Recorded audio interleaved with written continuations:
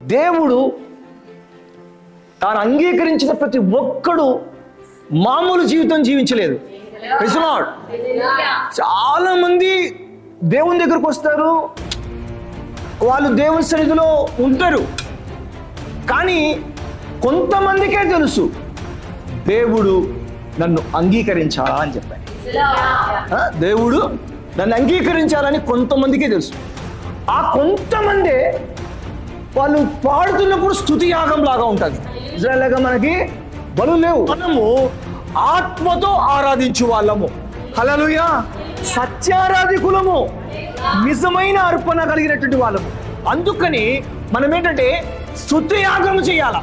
మనము దేవుని సన్నిధిలో ఉన్నప్పుడు మన పాట స్తుతి యాగం కావాలా, మన ఆరాధన ఒక యాగం కావాలా. మన జీవితంలో నడుస్తున్నప్పుడు మన జీవితం ఒక విశ్వాస యాగం కావాలా.